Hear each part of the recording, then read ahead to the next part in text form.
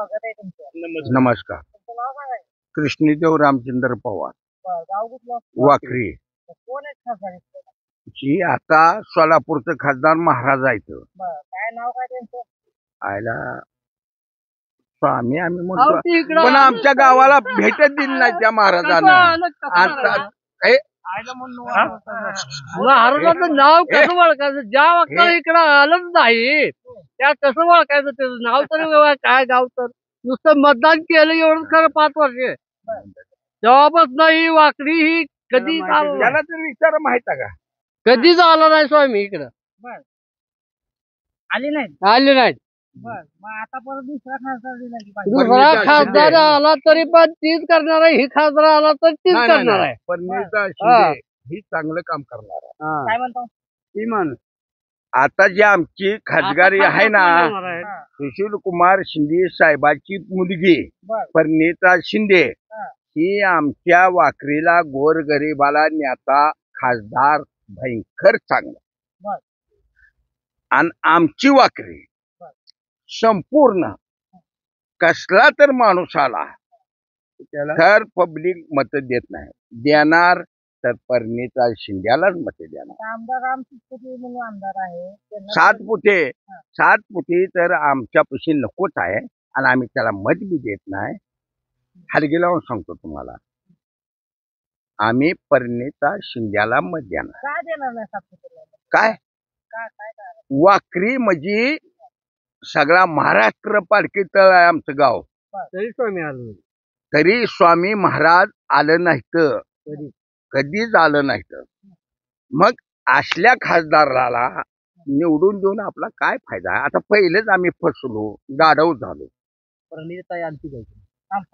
येऊन गेली सभा करून गेली आणि खरंच मुलगी 1 नंबरची आणि सगळ्या नेत्याला काम करून दाखवणार मुलगी. आपल्या काय कोण तर आला तर आपल्या चटणीला पेटाला पाणी कोण देत नाही. पण मोदी साहेब चांगलं, पण फडणवीस पेन्शन लागू केली पण गोरगरिबाचं काय आहे? गॅस सिलेंडर फुकट दिलाय. उज्ज्वला गॅस. अहो, सिलेंडर फुकट त्या टायमाला दिला, पण आता कसा झाला? शेतकरी पेन्शन लागू केली. अजून विमा पीक योजना आहे. एक योजना आहे, पण परंतु तो कसं झालेला आहे की खालच्या पातळीपर्यंत पोहोचली नाही. ही गोरगरीब मंजुरापर्यंत पोहोचलीच नाही ती आतापर्यंत. ज्याला निकटच काय नाही त्या माणसाची काय अवस्था केली नाही. गॅस स्वस्त झालाय म्हणतात, पेट्रोल स्वस्त झाले 2 रुपयात. आता विलक्षण पुढे केलेलं आहे त्यांनी. ह्याच्या माग शेतकऱ्यांना पेन्शन चालू केली. शेतकऱ्याला केली हाय त्यालाच आहे, नाही त्याला काय आहे. 2000 रुपये प्रत्येकाला महिन्याला येते. केंद्राकडे 2 येते, राज्याकडे 2 यायला. राजाकोंड येते ते, पण जिथं आहे तिथं आहे, जिथं नाही तिथं कायच नाही. शेतकरी नाराज आहे का? शेतकरी पूर्ण नाराज. आता दुष्काळ, या दुष्काळात काय कुठलीच शेतकरी योजनाला लागू नाही. पेन्शन मान्य आहे मला, पेन्शन तुम्ही केली, परंतु तो शेतकऱ्याला आता बाबा काय दुष्काळात पाणी नाही, जित्राभर आता चाऱ्याची अडचण येत्या आणि कुठल्या अडचणी येत्या. खासदारची निवडणूक होणार आहे, ते कोणत्या मुद्द्यावर होणार तुम्हाला वाटतं? या निवडणुकी जनतेच्या गोरगरिबांच्या फायद्यासाठी निवडणुकी व्हाव्या. जनतेला कसं माहित आहे का, सगळ्यांना समान न्याय मिळाला पाहिजे, समान न्याय मिळाला पाहिजे. कारण मला सांगा की आज 1000 रुपये कमवत म्हणते ती पगार तुमची वाढली. पगार वाढली पण तुम्ही रुपया खिशात ठेवा ना. मला सांगा आज 1000 रुपये जर माणसानं दिवसाला कमवले तर त्याचा खर्च सांगा. 50 रुपयाचं गोड तेल कितीला गेलंय? 100 पार केली. आज डाळीची दर काय आहे ती? मग तुम्ही मला सांगा, इकडं महागाई वाढवायची आणि इकडं म्हणायचं तुम्ही 1000 रुपये कमवता. काय त्या 1000 रुपयाला किंमत आहे? गरीब हा गरीब होत चाललेला आहे. आम्ही परिणिता शिंदेला निवडून देणार, का तर आमच्या सोलापूर जिल्ह्यातला उमेदवार आहेत. राम सातपुते बीडचे आहेत. बीड माळशिरसला असू दे ना, पण ते बीडचे आहेत. काय चांगलं म्हणजे शिंदे साहेबाला बी दिलत, वाकरीन 400 मतांनी लेट दिलत इथं बी. आणि शिंदे साहेब तर कोण दिवशी फिरकले. प्रिंट आहे म्हणले होते आम्ही कारले करणार आठवड्यातनं आम्ही 2 वेळा पंढरपूर कार्यालयात काढून त्याची सगळ्या कार्यकर्त्याला भेटायला संधी मिळायसाठी कार्यालय काढतो म्हणले आणि 2-3 ट्रमला आम्ही निवडून दिले त्यांना आणि ते फिरकले. सोने शिंदे साहेब त्यांनी प्रणित तर कुठे फिरकले तिकडे? कारण त्यांना अनुभव आहे. राम सातपुते ह्या 5 वर्षात राजकारण करत आहेत. आणि कसं माहितीये का, वेळोवेळी प्रणिती शिंदे यांनी कसं माहितीये का विधानसभेत आवाज उठवून तरुणाविषयी बोललेले आहेत, ती सगळ्याविषयी बोललेले. राम सातपुते तुम्हाला कुठे दिसले विधानसभेत, मला दाखवून द्या. शिंदेने वारंवार आवाज उठवलेला आहे. सोलापूरच्या पिण्याच्या पाण्याचा प्रश्न असू द्या, इतर प्रश्न असू द्या, प्रत्येक विषयावर ते कसं माहितीये का लेडीज असून सुद्धा ठामपणे त्यांनी भूमिका बजावलेली आहे. प्रणित शिंदे 1001% प्रणिताई शिंदे आणि ही गृहमंत्र्याची मुलगी आहे.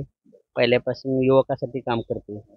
आमच्या गावात वारंवार कुठलाही कार्यक्रम असतो त्या कार्यक्रमात संत ज्ञानेश्वर महाराज तुकाराम महाराज पालखी सोहळ्यात संत तुकाराम महाराज यांच्या ज्ञानेश्वर महाराज पालखी सोहळ्याचं हे शेवटचं मुक्कामाचं गाव आहे.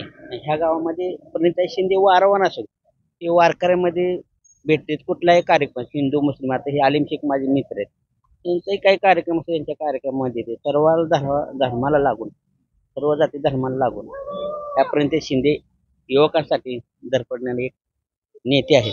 आणि आमचं सर्वांचं माझं वैयक्तिक मत आहे की प्रणिताई शिंदे 1001% निवडून येते. आम्हाला राम सातपुते आज नाव ऐकलं आम्ही. हे आमदार आहेत आम्ही कधी ऐकलं नाही. शिंदे का राम सातपुते चांगला माणूस आहे. माळशिरस तालुक्यात त्यांनी चांगली कामं केली आहेत आमदार असताना. त्यामुळे सोलापूर लोकसभा मतदारसंघात सुद्धा चांगलं काम करणार. ह्याच्या आधी सुशील कुमार शिंदे निवडून दिलं तर आम्ही एकदा फक्त आले, परत इकडे फिरकले नाहीत, काय नाहीत, काय कामच नाही त्यांचं. त्याआधी जय सिद्धेश्वर महाराजांना खासदार म्हणून आपण निवडून दिलं. त्यांनी काय काम केलं का आपल्या? त्यांनी थोडंफार काम केलं सिद्धेश्वर. शरद बनसोडेंनी काही काम केलं नव्हतं याच्या आधी. पण राम सातपुतेवर आमचा विश्वास आहे. राम सातपुते चांगला माणूस आहे, कामाचा माणूस आहे, त्याला लोकांची जाणीव आहे, त्याच्यामुळं चांगलं काम करणार आहे. आणि सोलापूर लोकसभा मतदारसंघात 2.5-3 लाख मतांना निवडून येणार आहे.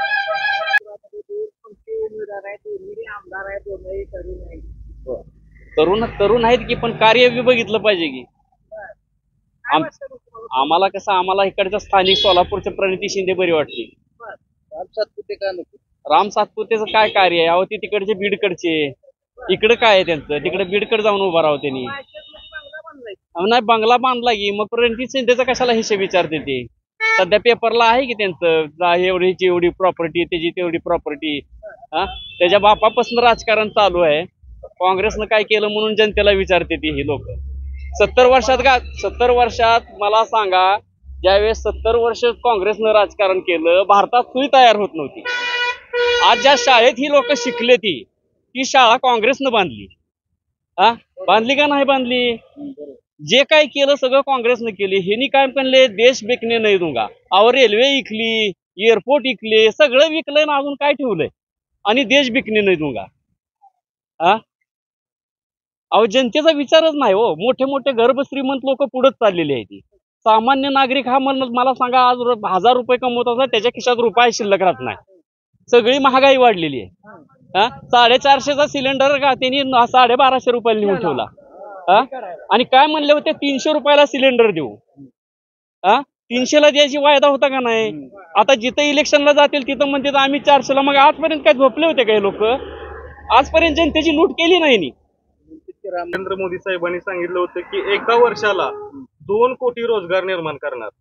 मला आपल्या चॅनलच्या माध्यमातून सांगू इच्छितो, आपल्या जिल्ह्यामध्ये, आपल्या महाराष्ट्रामध्ये असं मला 1000 जरी नोकऱ्या निर्माण करणारी एखादी कारखाना असेल, एखादी फॅक्टरी असेल, एखादी नवीन रोजगार निर्माण झालाय अशी एक तरी आपल्या जिल्ह्यामध्ये दाखवा.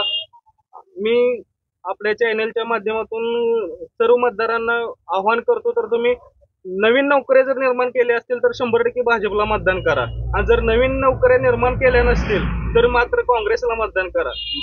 भाजपला काय म्हणून भाजपला विरोध फेकू पारते, खोटं बोलते. भ्रष्टाचार विरोधात सरकार होतं भाजप. आता त्यांच्याकडे भ्रष्टाचारी सगळीच त्यांच्या पार्टीत आहे. गॅस फुकाट दिलाय, परत शेतकऱ्याला पेन्शन दिली, कोणाच्या खिशातले दिले का? शेतकऱ्याची योजना आहे त्या गव्हर्नमेंटची योजना आहे त्या त्यांनी दिलेल्या आहेत. रोड केलं म्हणते भाजप. रोड केले, चांगल्या गोष्टी झाल्या. फास्ट लोक जाऊ शकते, दवाखान्यात होत ही चांगली गोष्ट आहे. बरोबर आहे. प्रणितताई 3 वेळा आमदार आहे तिथल्या, मला पण तिथल्या मतदारसंघात त्यांनी काय सोलापूरचे लोक आमचे मित्र कंपनी बळे पाहुणे आहेत ते सांगतात ना, काय काम केलेलं नाही. काम केलं असं तर सुशीलकुमार शिंदे साहेब पडले नसते. त्याच्या भाजपच्या काळात तर सोलापूरला स्मार्ट सिटी बनवायचा त्यांनी घोषणा केली होती. स्मार्ट सिटी सोलापूर आधी असं तुम्हाला वाटतं? नाही काही सुद्धा झालेलं नाही. स्मार्ट सिटी कोण बनवते, काँग्रेस का भाजप? आता बीजेपीने चांगलं काम हातात घेतले. सगळे रस्ते, लाईट, पाण्याची व्यवस्था झालेली आहे. एकही रस्ता कुठला राहिला नाही भाजपच्या काळात तर आता. त्यामुळे एकदम भाजपचं सरकार आलं की एकदम चांगली कामं होणार आहेत आता इथून पुढे. आम्ही शेतकऱ्याला पेन्शन दिली, रोड दिले, पेन्शन देतोय आणि त्याच्या 3 पट वसूल करून माघारी घेतोय. जीएसटी गॅस फुकट दिला, खूप स्वस्त केलं. गॅस लोकांनी घरात हायच ठेवले, चुलीवर भाकरी करायला लागली, एवढं घास माग केलाय. आणतच नाही ते लोक. 2 रुपयाने काय करायचं? 50 रुपयाने वाढवते आणि 2 रुपयाने कमी करणार, त्याला काय करायचंय? शेतकऱ्याला फुकट दिलं. रेशन काँग्रेसच्या काळात होतच की मग 2 रुपयानं नसतं फुकट दिलं चालत. त्यापेक्षा अवस्था बेकार केली देशाची भाजपनं. शेतकरी वर्गासाठी पेन्शन चालू केली आहे, नमो शेतकरी रोजगार योजना आहे. काय उपयोग नाही त्याचा. सगळ्या फेक योजना आहे त्या मोदीच्या. 2,000 रुपये महिन्याला 3 महिन्याला देतात. दिले तर काय उपयोग नाही त्याचा. ती 2,000 रुपये देतात आणि 7,000 रुपये जनतेकडून वसूल करतात. सगळ्याला टॅक्स लावलाय त्यांनी. घडामोडींसाठी आजच आमच्या रोकठोकच्या YouTube चॅनलला सबस्क्राईब करा आणि शेजारील बेल आयकॉनवर क्लिक करायला विसरू नका.